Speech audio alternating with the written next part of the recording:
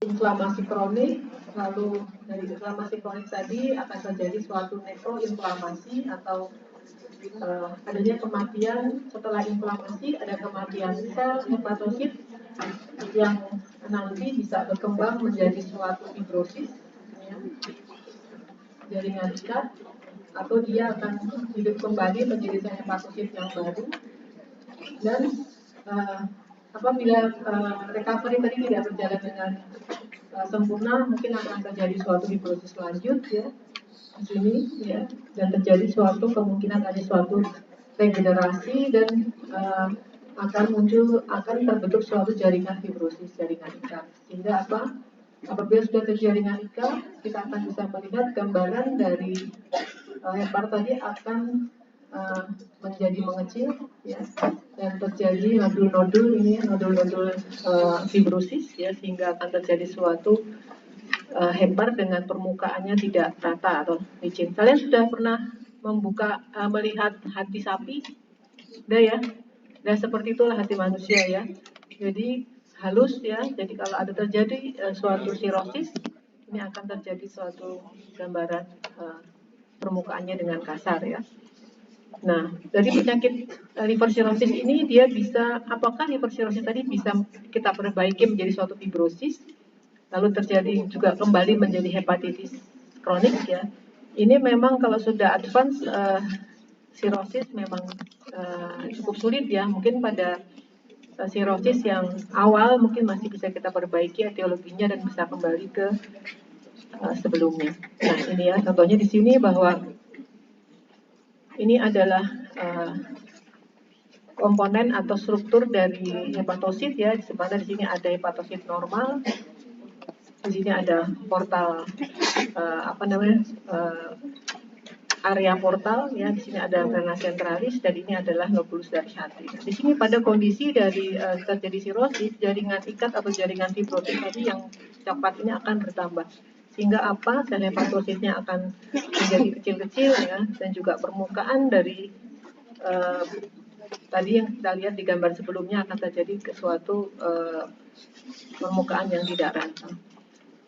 Ini adalah stage-nya, ya, ada fibrosis yang mild atau fibrosis yang stage 1, fibrosis stage 2, yang secara klinis kita sudah bisa melihat adanya suatu gambaran hati yang sudah mulai, kalau kita USG begitu, sudah mulai kasar permukaannya, dan bukan permukaannya kasar, permukaannya mungkin masih halus, tetapi komponen dari heparnya sudah mulai terjadi kasar, ya, gambaran USG-nya.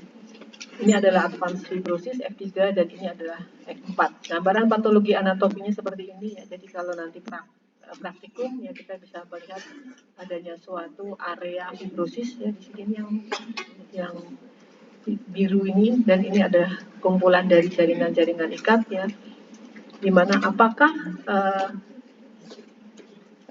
sirosis tadi bisa kembali ke hepatitis kronik, ya, ini agak sulit kalau dia sudah stage-nya sudah di daerah sini. Kalau F2 kita kembalikan ke F1, mungkin F1 bisa kita kembalikan ke F2. Kalau sudah yang F3, F4 ini cukup sulit, ya. Jadi pilihannya adalah transplant.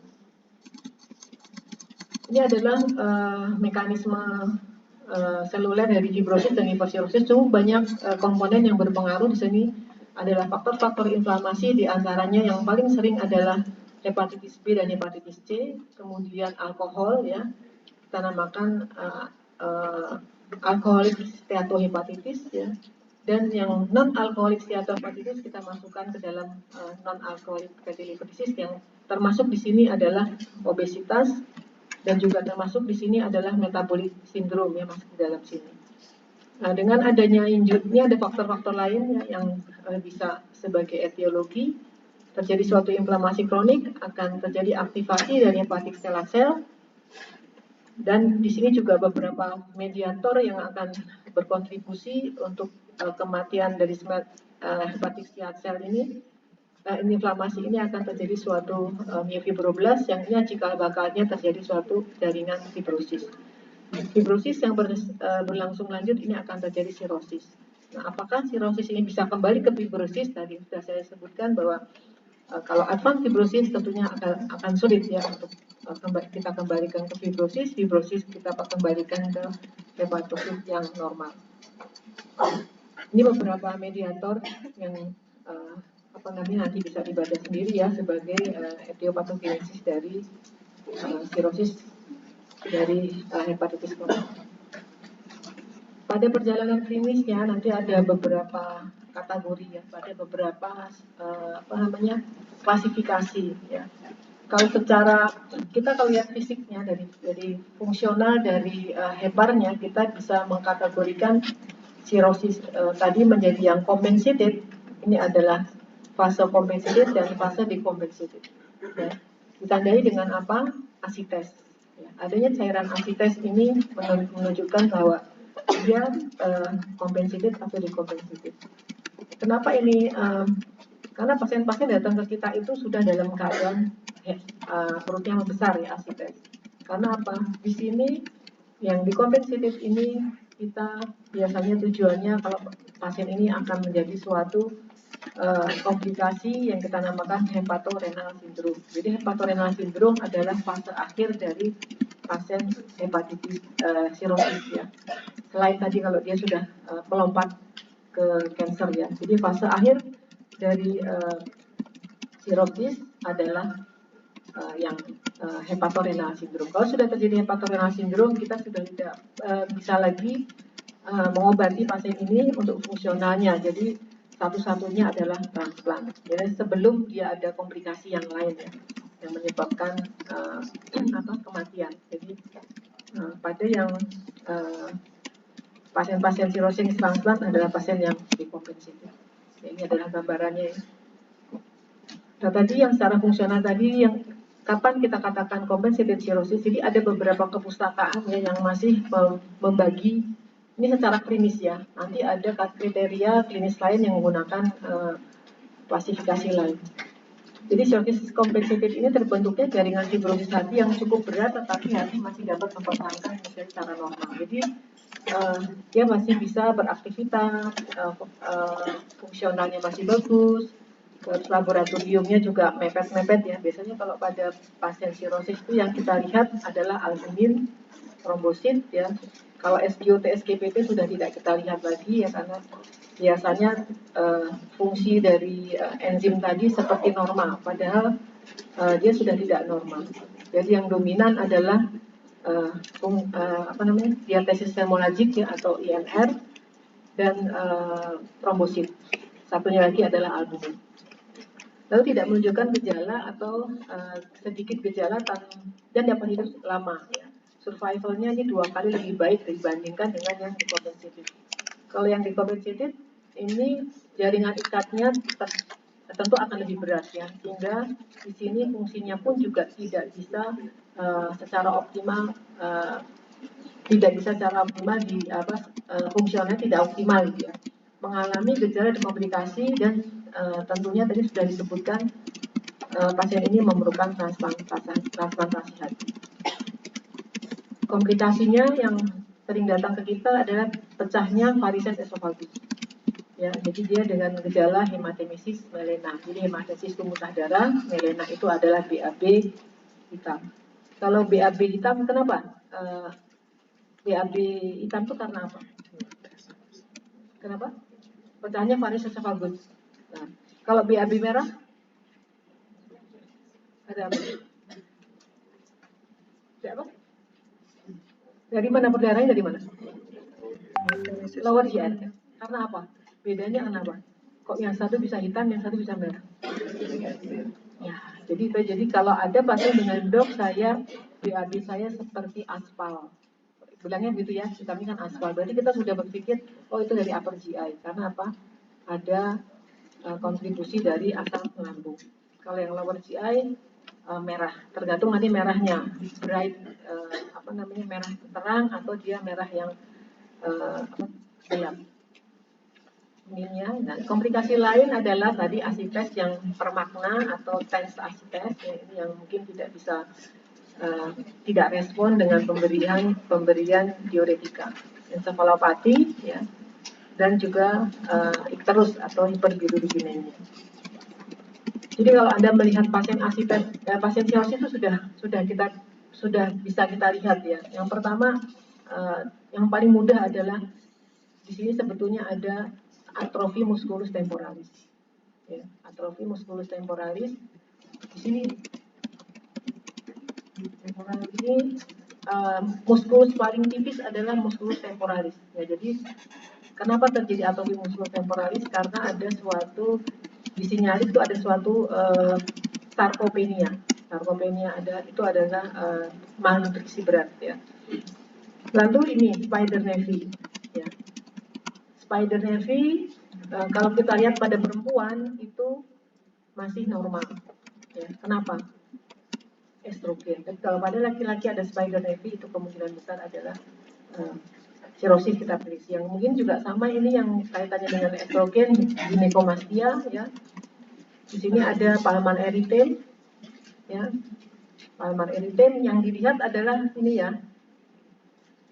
Bukan tengahnya ya. Tengahnya itu putih biasanya. Lalu ada caput medusae ya.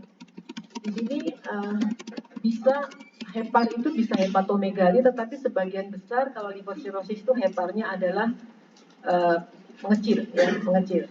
Kenapa kalau terjadi hepatomegali? Kemungkinan tadi karena ada fatty, ada lemak ya.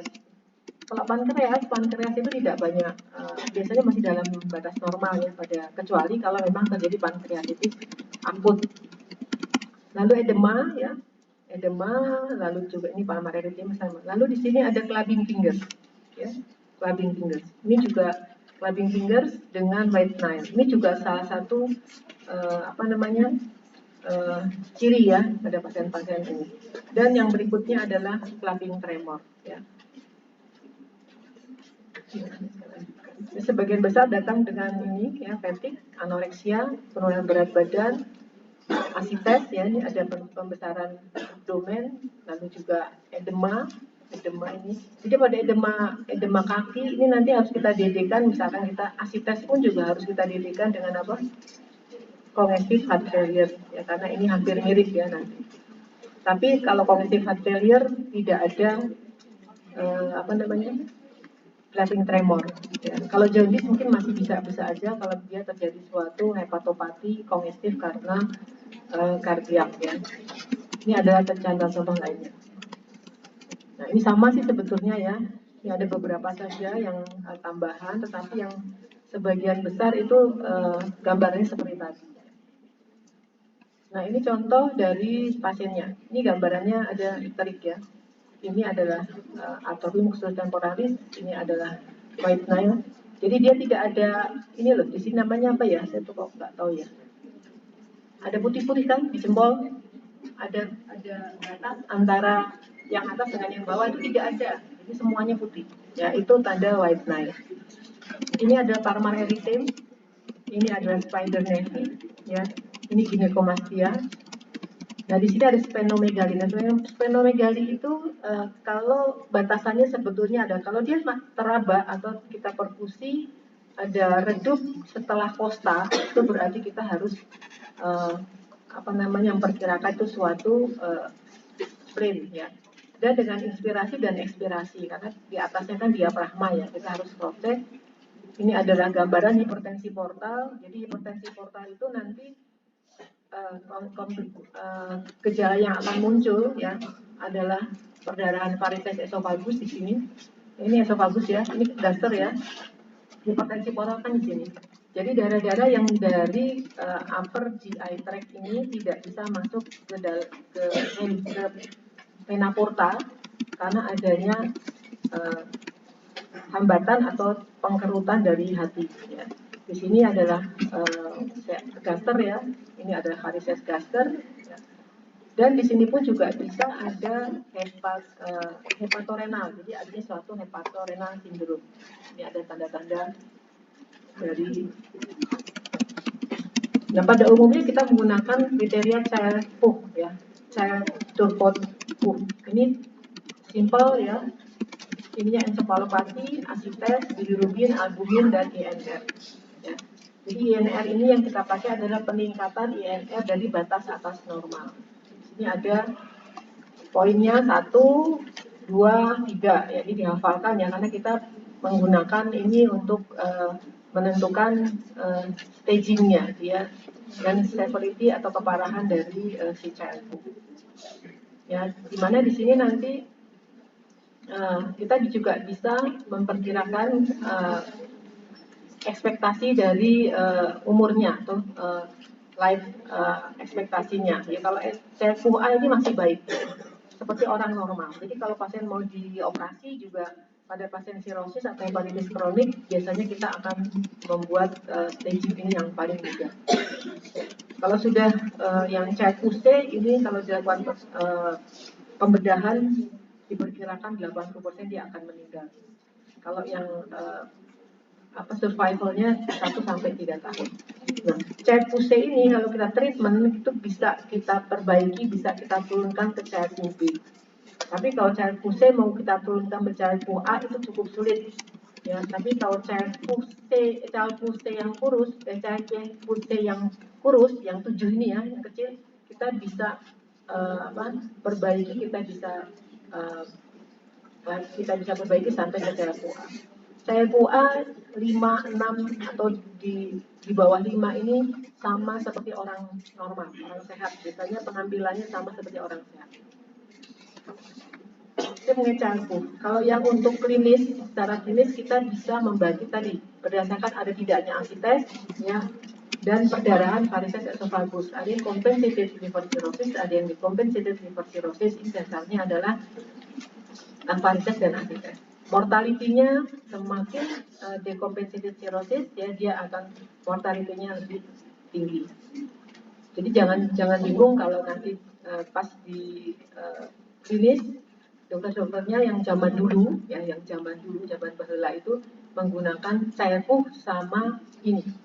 Tapi yang modern menggunakan BCLC. Nanti BCLC lebih rumit lagi. Ya. BCLC kalau sudah ke kanker ya, KHS itu, nanti akan lebih rumit lagi di situ. Tapi prinsipnya menggunakan LC dan menggunakan tadi CLP itu lebih simpel. Cirrhosis ini karena topiknya banyak. Hati tapi ada pertanyaan enggak? Boleh sela-sela. Nanti saya lupa nanti. Cirrhosis ada pertanyaan? Ada. Hepatitis sudah belajar ya, sudah ada kajian hepatitis ya. Ini yang fatty liver. Nah, fatty liver ini lanjut ya. Fatty liver ini ditandai dengan akumulasi trigliserid kurang lebih 10-20% ya, ada kondisi orang normal tanpa ada sirosis ataupun dengan sirosis. Ya. Jadi biasanya penampilan klinis pada pasien dengan latar belakang fatty liver tanpa adanya virus itu heparnya, artinya besarnya biasanya sama, cenderung dia lebih besar. Ya. Usia sama saja sebenarnya seperti yang infeksi. Komorbidnya adalah obesitas, BM ya, sebagai risk factor. Nah, ini kita bagi menjadi 3 ya. Kalau dulu kita membaginya menggunakan NAFLD, non-alcoholic fatty liver disease, alcoholic fatty liver disease. Sekarang kita menggunakan MAFLD, metabolic associated fatty liver disease ya. Ini nanti ada lagi yang kriteria lain yang kita lanjutkan di belakang. Nah, sebetulnya apa sih yang terjadi pada fatty liver disease? Ini tentu saja berkaitan dengan metabolisme dari fatty acid ya. Fatty acid ini dan juga adanya suatu peningkatan dari fatty acid tadi dideliverikan dari dari pre-liver ke liver ya. Dari situ juga liver tadi bisa enggak dia memetabolisme fatty acid tadi. Ya, kalau tidak bisa akan terjadi suatu perubahan atau ketidakseimbangan antara fatty acid tersebut. Ya, di sini dikatakan bahwa terjadinya pengurangan inkorporasi atau ekspor ya dari trigliserid ke PLDL. Jadi yang terjadi seperti ini sehingga akan terjadi suatu fatty liver. Ya, jadi sebetulnya tergantung dari kausanya ya. Nah, di sini yang non alkoholik Ya, terus terang saya tidak banyak membahas tentang alcoholic fatty liver disease karena di sini sangat jarang ya, sangat jarang. Jadi nanti ada tapi tidak banyak. Di kita ini banyaknya adalah yang non alcoholic fatty liver disease, di mana di sini pun juga dibagi menjadi hepatic steatosis ya, dan non alcoholic steatohepatitis. Jadi kalau NAFLD, kita bilangnya NAFLD ya. Kalau NAFLD saja itu tanpa adanya peningkatan daripada SGOT, SGPT maupun bilirubin kita namakan NAFLD. Tapi kalau sudah terjadi peningkatan, ya kita katakan suatu hepatik. Ini kalau steatosis itu peningkatan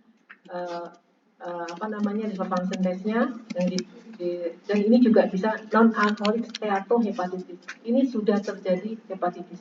Hepatitis itu SGOT, SGPT sudah meningkat 2 kali upper limit normal. Katakan di sini bahwa sudah mengganggu gitu ya. Nah ini kalau yang kita biasanya mentreatment di sini adalah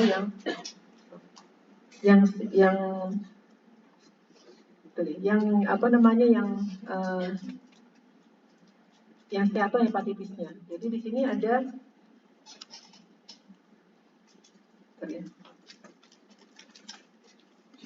Jadi yang sini ada non-alcoholic fatty liver disease atau NAFLD ya. Di sini adanya infiltrasi dari fatty yang nanti pada gambaran klinisnya kita akan melihat tumpuan dari sel lemak tadi di dalam jaringan hepat ya, di antara hepatosit. Nanti bentuknya kalau kita melakukan suatu ultrasonografi akan terjadi gambaran hiperechoik. Sudah USG sudah belajar ada ya? Belajar ya? Belum? USG NOR hati belum ya? Maksudnya sudah ada yang ngasih kuliah dari radiologi? Belum? Ya. Nanti kita lihat. Jadi kalau gambar USG itu namanya kalau normal liver itu kita bandingkan antara echonya gaster, echonya hepar dengan echonya ginjal. Nanti kalau echonya sama, itu namanya normoechoik. Itu hati normal. Nah, nanti kalau misalkan echonya hepar lebih kasar dibandingkan dengan echonya ginjal, itu namanya hiperechoik. Nah, kalau sudah hiperechoik itu berarti sudah ada jaringan fibrosis. Nanti yang lainnya adalah permukaan dari hatinya. Permukaan hati tadi dia harusnya tipis ya. Tipis tadi gambarnya dari ya. Tipis itu nanti kalau tipis berarti masih normal. Kalau sudah putus-putus itu kayak namanya Morse sign. Morse sign itu putus-putus itu berarti sudah terjadi suatu sirosis. Ya. Kalau ada nodul jelas ya, ada nodul berarti itu kemungkinan suatu nodul hepar atau ganas maupun yang tidak ganas. Nah, di sini dikatakan bahwa pada pemeriksaan ultrasonografi kita dapat melihat suatu penumpukan dari steatosis ya di sini. Lalu kalau yang hepatic steatosis tadi hepatic fatty yang ada di intrahepata tadi sudah memunculkan atau sudah menimbulkan masalah pada sudah mengganggu sel hepatosit sehingga hepatosit tadi menjadi radang. Nah, kita namakan hepatic steatosis. Kalau steatosis saja itu belum terjadi peningkatan SGOT, SGPT atau AST, ALT. Kalau sudah terjadi peningkatan, kita namakan hepatic steatosis. Kalau kausanya alkohol, kita namakan alcoholic steatohepatitis atau alcoholic fatty liver disease. Kalau yang non-alkoholik, contohnya di sini adalah metabolic syndrome, kita katakan non-alkoholik steatohepatitis. Ya, begitu ya. Ini adalah gambaran dari patologi anatominya nanti pas praktikum ya. Jadi di sini akan terlihat Mallory body ya. Ada ballooning ya nanti di situ dan juga sampai terjadi suatu fibrosis baik fibrosis yang ringan maupun fibrosis yang berat. Jadi idealnya untuk mengetahui kondisi dari liver itu harus dibiopsi. Tapi tidak semua pasien mau kita biopsi. Jadi kita mempunyai parameter lain untuk menentukan fibrosis itu kita menggunakan alat ya elastografi. Ini contohnya ini adalah yang NASH ya, non-alkoholik steatohepatitis. Jadi sudah terjadi suatu steatohepatitis. Kalau tadi belum menjadi steatohepatitis, kita namakan NAFL ya, non-alcoholic fatty liver disease. Tapi kalau sudah menjadi suatu ada suatu inflamasi dan menyebabkan terjadi peningkatan SGOT SGPT, kita namakan NASH ya. Ini sama sebetulnya, tapi yang di sini yang paling sering adalah karena adanya suatu resistensi insulin ya. Jadi resistensi meningkatkan apa? Sintesis FFA, delivery FFA ya ke liver, juga degradasi FFA dari liver, dan terjadi juga peningkatan atau peningkatan trigliserid dari intrahepatosit. Jadi memang pada steatohepatitis atau kita berbeda titik tangkapnya dengan penyakit perlemakan ya, namanya apa perlemakan, obesitas dan lain-lain ya, hiper kolesterolemia misalnya, namanya apa itu? Di endokrin ya, dislipidemia. Nah, dislipidemia yang lebih sering pada yang kita lihat pada hepatal itu adalah trigliserid. Jadi kita melihat trigliseridnya. Di sini tadi dari simpel steatosis akan menjadi NASH ya, karena adanya peran oksidatif stres, sitokin, free fatty acid, adiponektin, dan juga terjadi peningkatan dari FA. Nah, di sini ya NASH ini sama seperti hepatitis B, hepatitis C atau hepatitis non B non C, dia juga bisa progres ke sirosis dan HCC. Jadi sekarang setelah kita bisa eradikasi hepatitis C dan hepatitis B, yang banyak datang ke kita adalah pasien-pasien dengan dislipidemia ini. Ya. Karena apa? Karena lifestyle-nya ya sudah berubah ya. Ini. Jadi kita cukup pasien dari bagian kami tidak akan kekurangan pasien ya, karena masih banyak celah-celah untuk bisa mendapatkan pasien. Walaupun banyak pengobatan, malindungannya elek ya. Jadi ini gambarannya ya, tadi yang PA ya saya bilang ini, pertanyaannya adalah apakah yang ini kan ada perbatasan ini, yang ini adalah normal, ini adalah F1 ya, F1, F2, ini F3, F4, F4 itu sudah sirosis. Nah, apakah ini bisa ke sini? Terus terang sudah sampai sirosis, ini tidak bisa. Tapi kalau yang di sini kita bisa ini kan masih bagus ya, belum jadi sirosis, masih bisa memperbaiki status metaboliknya, kita bisa kembalikan ke sini. Ya. Kalau ini ke sini ya, dari sini ke sini terus ini ke sini nggak bisa. Kalau dari sini ke sini masih bisa. Ya. Jadi kita masih bisa meningkatkan usia pada pasien ini ya, atau morbilitasnya kita turunkan sehingga mortalitasnya turun. Kalau yang tadi yang hepatitis virus ya, kita harus eradikasi virusnya dulu. Nah, ini ada kategori baru ya, metabolik. Kalau dulu namanya NAFL yang masuk ke dalam NAFL ya. Jadi alkoholik fatty liver disease itu kita bagi dua, ada non alkoholik fatty liver disease, lalu alkoholik fatty liver disease. Tapi di sini ternyata pada perjalanannya dia akan bisa menjadi steatosis ya, bisa menjadi NASH. Ya. Di sini ini nanti satu menjadi di sini di tahun 2020 akhirnya disatukan kembali. Ini sebagian ada yang masih tetap NASH, sebagian yang menggabungkan menjadi metabolic associated fatty liver disease. Jadi yang sekarang yang kita pakai adalah yang ini. Nah, kedepannya, apakah ini akan terbagi lagi yang kita tidak tahu ya dalam perjalanan. Apakah akan dibagi berdasarkan kausal, ya. Di sini ada metabolik, ada genetik, epigenetik, ada diet, alkohol dan mikrobiota. Jadi sementara kita masih di sini. Ya. Jadi kalau menggunakan kepustakaan yang lama mungkin masih menggunakan yang ini. Nah, di sini yang kita ke metabolic dysfunction associated fatty liver disease, MAFL ya, kita masukkan ke dalam MAFL. Nanti di sini ada bagian abu-abu ceritanya, ada bagian abu-abu yang dia masuk ke dalam MAFL, yaitu bagian yang tengah ini. Kalau ini jelas overweight, obesitas ya, kriterianya jelas BMI ya. dia langsung masuk ke MAFLE. Yang ini diabetes tipe 2 langsung masuk ke MAFLE.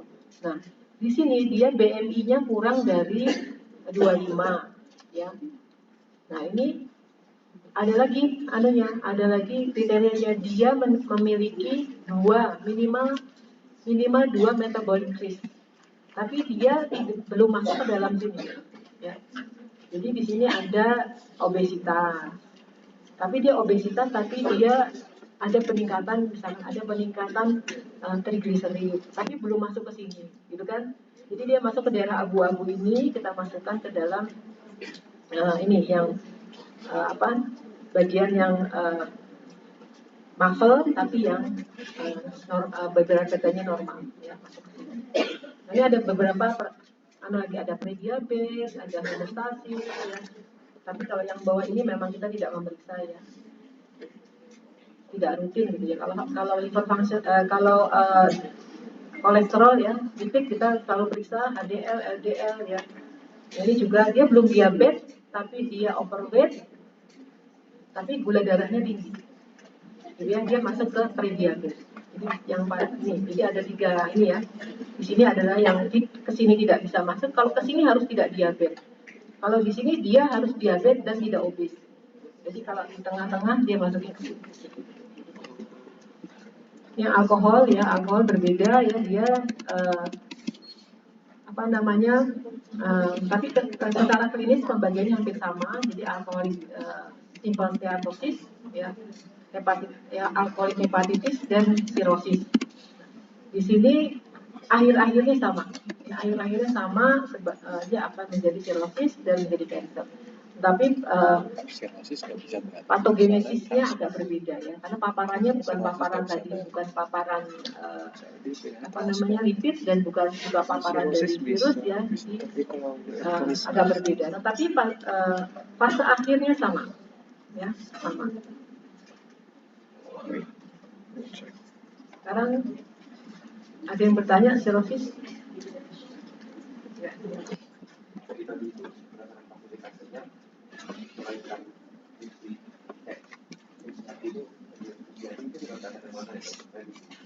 Fungsi hati itu jadi fungsi hati itu satu, ada AST ALT ya. Yang kedua ada bilirubin. Kamu tahu cairku? Cairku sudah tahu ya? Sudah cairku. Ada bilirubin, tadi ada AST ALT, ada indeks normalized ratio INR, encephalopati. Di sini apa? Lali ya. Jadi itu ya. Jadi itu yang dipakai untuk liver function test, itu kriterianya menggunakan cairku. Nah, cairku itu dimodifikasi. Jadi menggunakan kriteria tadi. Nanti yang ini ada kriteria Barcelona ya. Jadi sana pakai cairku A, B, C, D. Ya, itu basicnya adalah menggunakan cairku. Nanti ada MERT score. Ya. MERT score. Ada banyak, nanti ada lagi banyak. Tapi yang menjadi dasar itu adalah menggunakannya adalah cairku. Ya. Nanti ada MERT score, ada macam-macam yang lain. Karena si cairku itu dipakai untuk kriteria yang berikutnya. Ya. Apa kembali ke yang tadi, yang sirosis?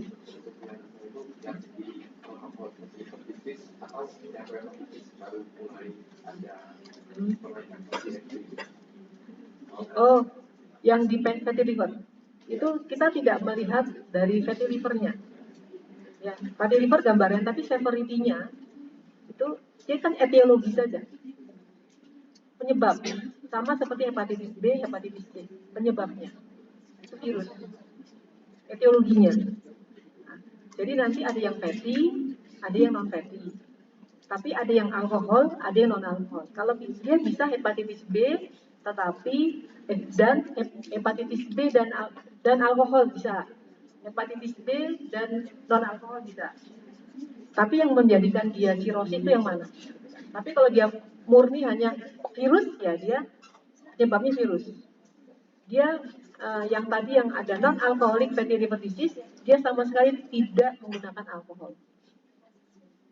Jadi alkoholnya, atau kalau dia tadi yang ragu-ragu, dia menggunakan alkohol tetapi tidak Nah, di sini di sini. Dia bisa masuk ke dalam sini. Hepatik steatosis. Jadi bisa. Jadi tidak masuk kriteria yang 2 cup per day itu nggak masuk. Itu masuknya yang alkohol. Itu masuk ke sini. Ini adalah makanya ini kan tadi banyak yang overlap kan. Nah, overlap itu sekarang dimasukkan ke dalam mapel ini. Jadi metabolic associated fatty liver disease karena tadi kan saya tidak minum alkoholnya tidak sebanyak alkoholik fatty liver gitu. Tetapi saya juga ada diabetes gitu. Terus saya tidak obes. Ya, jadi masuk kemana? Nah, ini masuknya di sini yang di sini yang tengah. Ya. Kalau dia memang memenuhi kriteria alkoholik fatty liver, dia minimal 1 hari dia 2 cup per day tadi sudah jadi kategori bahwa dia alkoholik. Tapi kalau dia tidak setiap hari mengkonsumsi itu, masuknya ke dalam yang ini. Dan kurang dari 2, walaupun setiap hari tapi kurang dari 2. Gitu. Jelas, jadi kita jelasin karena nanti pun tata laksananya berbeda. Dia bisa overlap, dia alkoholik dengan obes juga bisa. Ya gitu. Tapi ke obesnya itu tata laksananya nanti mengikuti obes yang ini bukan yang ini. Bukan obes yang metabolik associated itu bukan yang ini. Jadi obes sendiri dengan alkoholik gitu kan. Beda. Yang alkoholiknya itu beda dengan yang ini. Untuk keheparnya. Bingung ya? Ya nanti baca lagi. Terus terang untuk alkoholik pasien di sini ya di Jogja itu jarang. Jadi saya jarang sekali pasien dengan alkoholik datang ke Jogja karena mungkin peminumnya tidak terlalu banyak ya, tidak terlalu banyak. Nah ini tapi ada juga yang seperti itu juga ada, tapi memang penampilannya tidak sama dengan yang metabolik ya. Kalau yang metabolik biasanya dia banyak yang obesitas ya, besar-besar.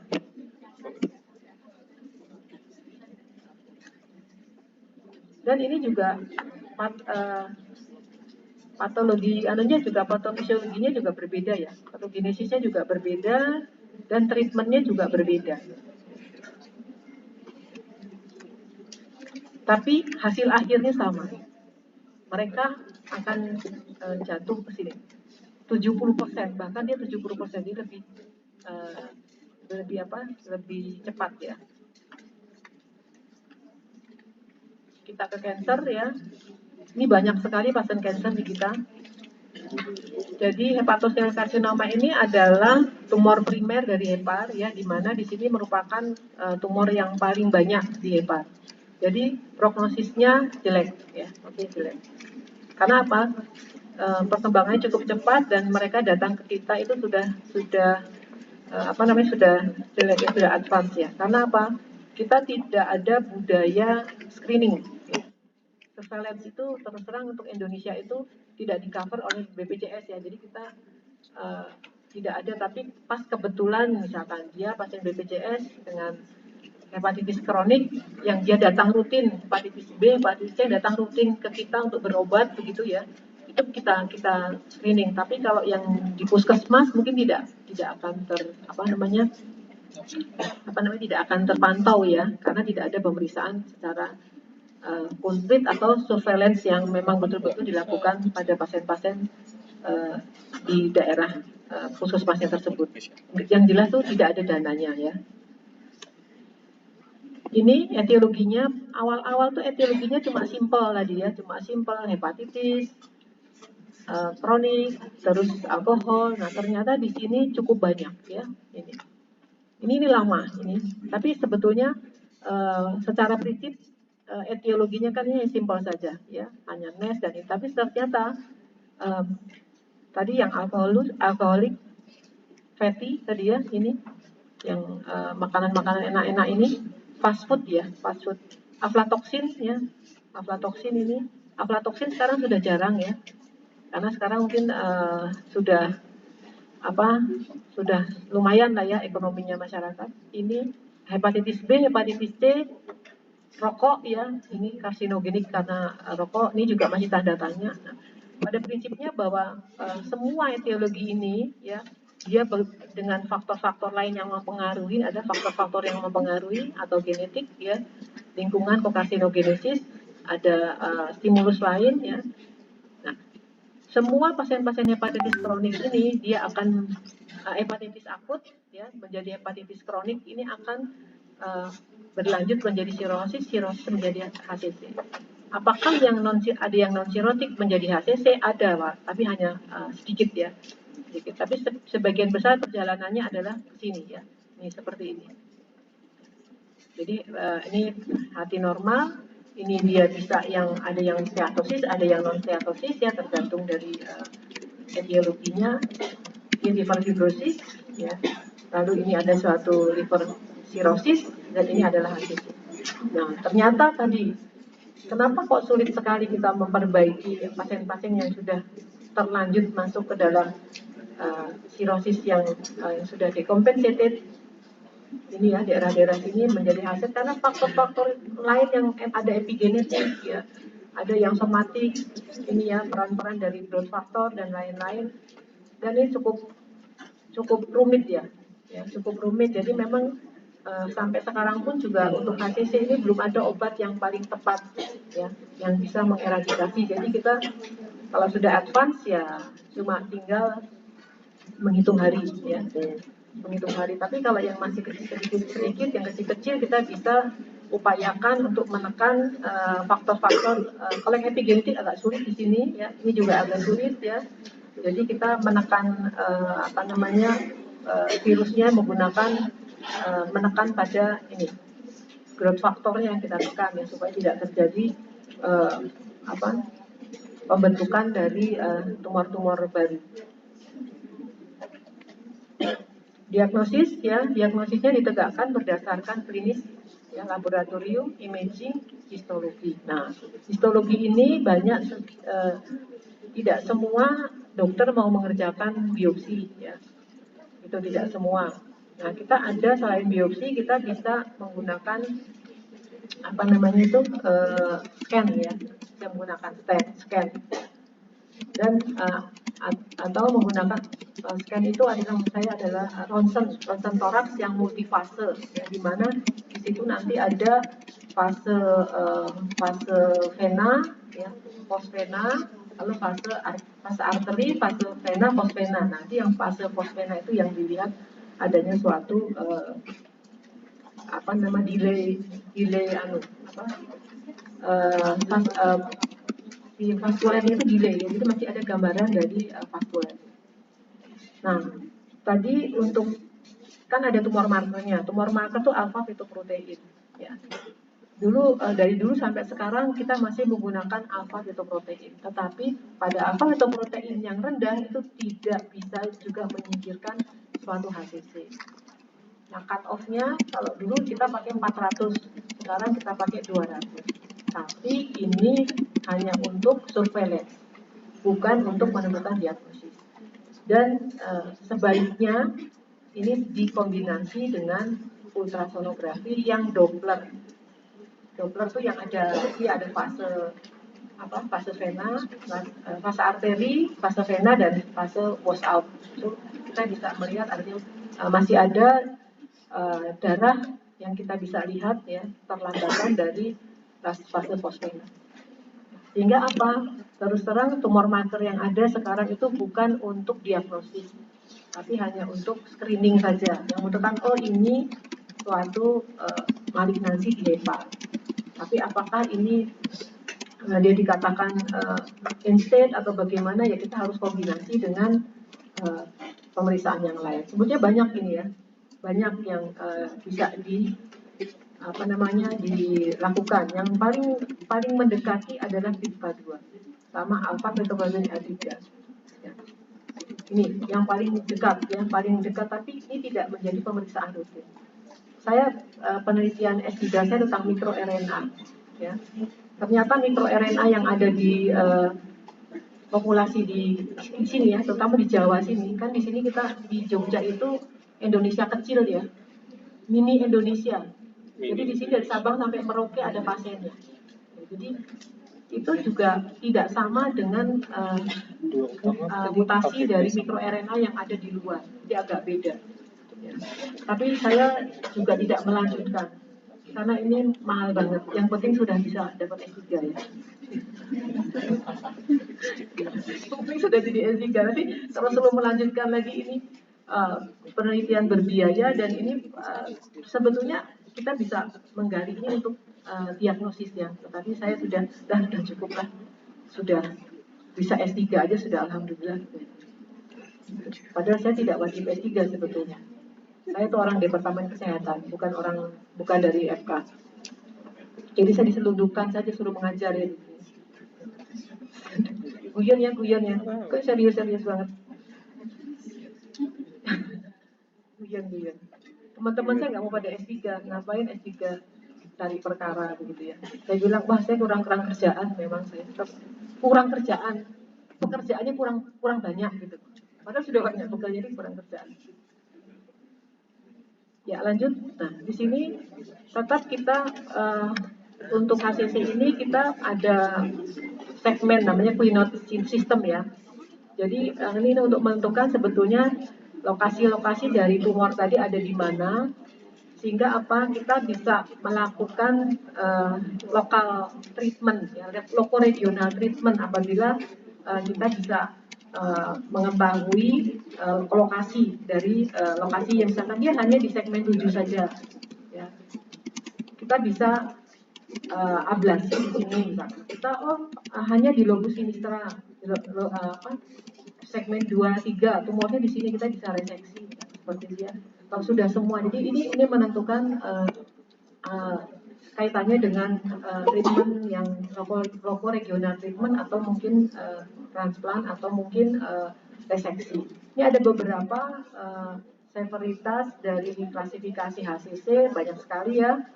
Tetapi yang kita pakai yang internasional selain TNM itu nanti variasinya cukup banyak sehingga kadang kita tidak melibatkan, tidak seperti cancer ya. Cancer kan hanya paling metas ke paru, tapi di sini cancer tidak melibatkan pemeriksaan atau kimia darah yang lain. Tapi kalau di sini tadi kan Anda lihat bahwa hampir semua apa yang ada di tubuh kita pasti akan dimasak di sini ya. Jadi dia dapur kita kan di sini. Nah, sehingga beberapa faktor yang harus dipertimbangkan itu dinyatakan bahwa BCLC ini yang paling tepat untuk staging HCC. Nah, tadi ada USG. Ini ada beberapa periksaan. Bisa nggak sih USG kita pakai untuk diagnosis? Bisa ya, USG kita pakai yang bisa untuk screening ya. Sebaiknya menggunakan USG yang ada kontrasnya. Tapi sampai sekarang pun juga tidak ada, daripada USG pakai kontras, buat langsung saja CT scan yang dia pakai kontras. Jadi kita menggunakan yang Doppler. Ini adalah yang Doppler. Yang Doppler ya, kita screening dulu menggunakan Doppler. Nanti kita akan melihat misalkan nodulnya yang ini ya, misalkan nodulnya yang ini. Nah, dari sini kita akan melihat ada vaskularisasi ya. Dengan Doppler kita bisa melihat vaskularisasi di sekitar tumornya dan juga di intra tumor. Nah, nanti akan kita buktikan dengan CT scan. Nah, ini Zeusnya. Ini tidak usah menggunakan kontras, dengan menggunakan Doppler kita sudah bisa. Ya.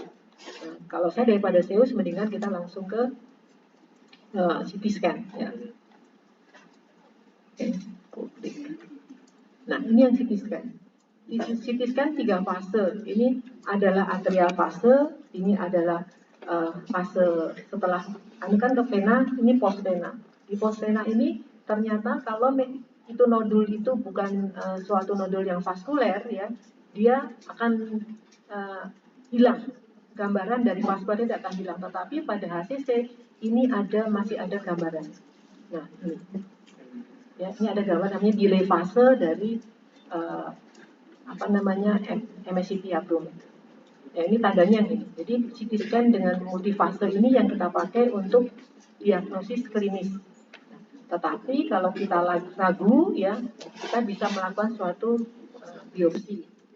Dan yang baik lagi adalah sebetulnya kombinasi dengan dengan menggunakan gadolium ya, gadolium. Jadi di kontrasnya menggunakan gadolium itu lebih baik daripada yang MSCT yang biasa.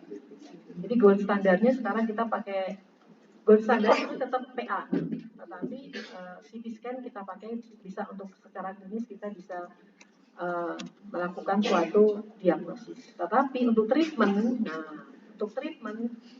apakah itu betul HCC atau itu dia ada dua tumor yang bersama-sama, misalnya dengan dia suatu HCC yang seperti apa misalkan. Kita harus biopsi. Karena untuk meminta obat oral, kemo oral itu kita harus biopsi. Kalau tidak biopsi hanya dengan CT scan aja tidak bisa. Nah, tadi pilihannya ada, tadi kan biopsi ya. Dari biopsi kita bisa menentukan apa yang akan kita berikan, apa kita terapi. Misalkan dia masih bisa diterapi ya.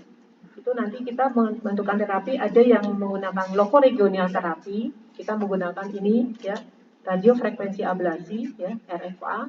Ini kita langsung tumornya ini kita bakar ya, diablasi. Ini kita ablasi langsung pakai radiofrekuensi tadi ablasi. Ini ada kriteria namanya up to 7 kriteria. Ya, jadi mana yang bisa kita kita terapi di sini adalah yang responnya bagus adalah yang hijau. Jadi tumornya kalau dia 1, ukurannya kurang dari 7 cm, up to 7 ya, 7 ya, kurang dari 7 cm, di angka 3 cm sampai 6 cm single, atau tumornya kecil-kecil ya, kecil tidak lebih dari 7 ya, 1, 2, 3, 4, 5, 6 4 sampai 6 nodul. Jadi yang bagus untuk dilakukan lokoregional treatment dengan kita injeksikan ya, kita injeksikan ini TAC ini kita injeksikan melalui radiologi ya, kita kerjakan di radiologi melalui vena femoralis masuk sampai ke dalam, masuk ke akses di sini dan dimasukkan selain di embolan gitu ya. Biasanya juga kita bisa tambahkan dengan doxorubicin ya.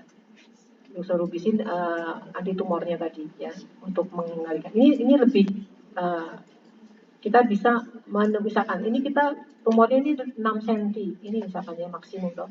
Dengan ditace tadi kita bisa down staging, dia bisa lebih kecil, jadi bisa diturunkan misalkan sampai 3 cm. Nah dari sini nanti bisa kita bisa reseksi ya, atau kita bisa lanjutkan dengan radiofrekuensi ablasi. Tapi radiofrekuensi ablasi ini kalau sudah dilakukan TAC ini nggak ada manfaatnya karena ini sudah juga mengablasi sebetulnya.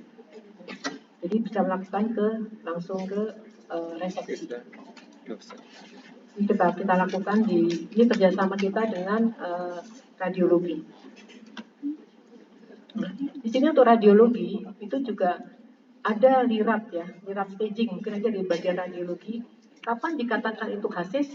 Jadi kan ada tumor gitu kan. Apakah ini HCC? Nah, kalau HCC itu kalau ragu, usianya dikatakan ini antara lirat 4 dengan lirat 5. Tetapi secara radiologi kalau sudah mengatakan dia lirat 5 itu adalah HCC. Jadi kita akan misalkan pada ini kan walaupun alpha petrol itu tidak untuk treatment itu tidak ada kurang bermanfaat ya, tapi mungkin ini sebagai patokan ya bahwa di atas normal ya dengan lesi lebih dari 1 cm itu pasien-pasien akan kita lakukan suatu pemeriksaan radiologi di mana kalau hasilnya adalah lirat 5 itu adalah betul suatu HCC, karena yang ini pasiennya tidak mau dan tidak semua dokter itu mengerjakan biopsi. Tidak semua dokter mengerjakan biopsi. Dokter yang mengerjakan biopsi biasanya dari bedah atau dari penyakit dalam dari gastro ya, gastroenteropato.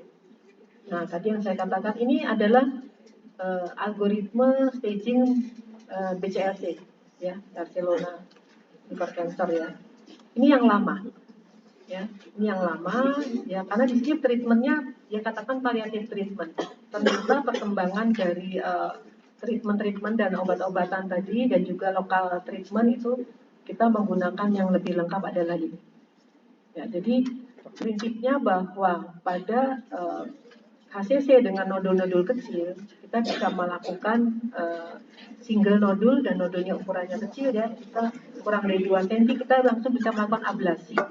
Ablasi itu dibakar menggunakan radio frekuensi ablasi ya, ada alatnya nanti kita ada probe-nya masuk kan kita bakar. Guidingnya guiding USG atau guiding CT, tapi kalau guiding CT itu kan kena sinar radioaktif, kita biasanya menggunakan USG ablasi ya.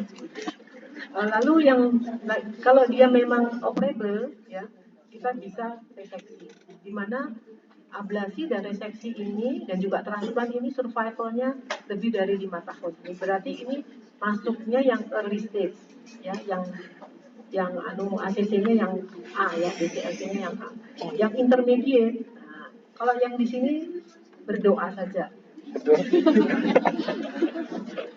Yang ini berdoa saja, ya, karena kita sudah tidak bisa apa-apakan. Kita tinggal menghitung bulan, bukan menghitung hari, menghitung bulan. Jadi kalau pasien sudah dengan BCLC-nya D, sudah kita suportif saja.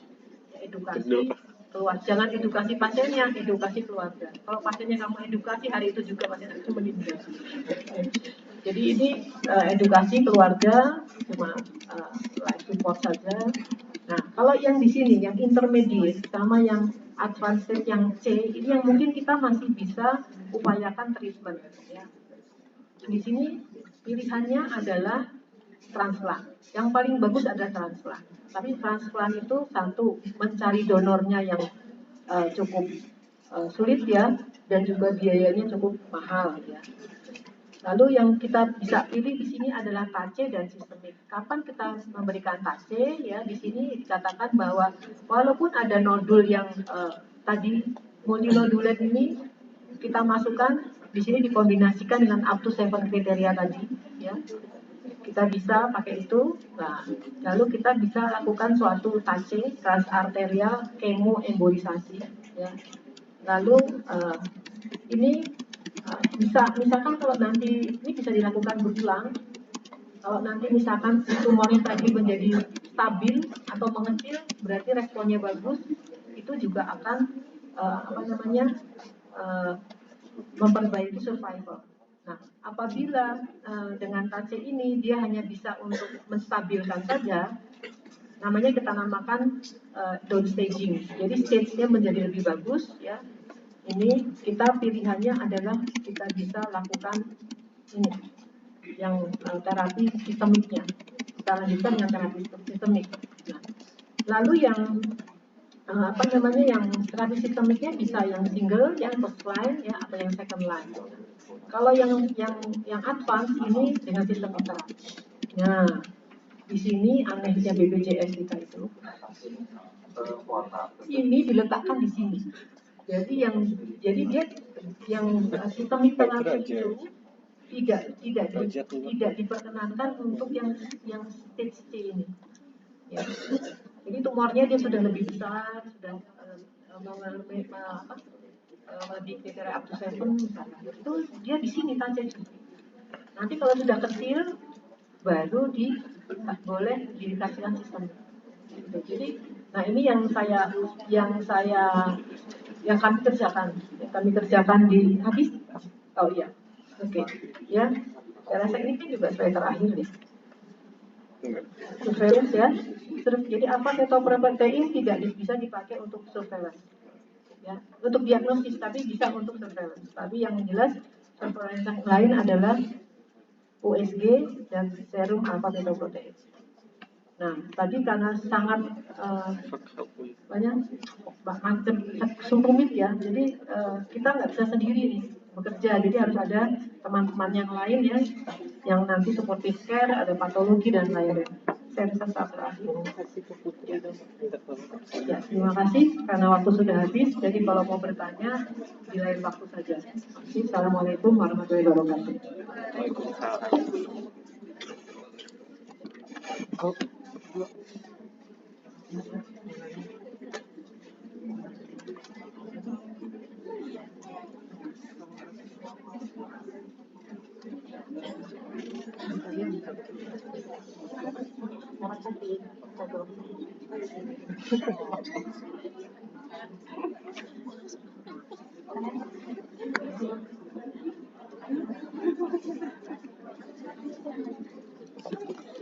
Udah bisa? Hah?